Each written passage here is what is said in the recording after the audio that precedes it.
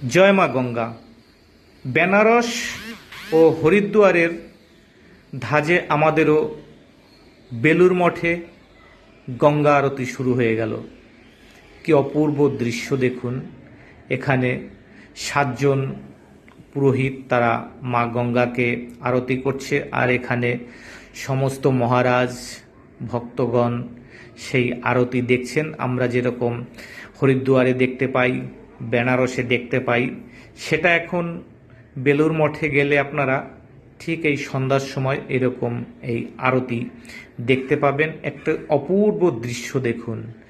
এইগুলো আমরা সাধারণত বেনারস বা হরিদ্বারে গেলে দেখতে পাই, সেটা এখন আমাদের কলকাতার খুবই কাছে বেলুর মঠে গেলে পর আমরা এই সন্ধ্যা আরতি দেখতে পাবো। মা গঙ্গাকে কিভাবে আরতি করে তারা পুজো করছে পুরোহিতগণ।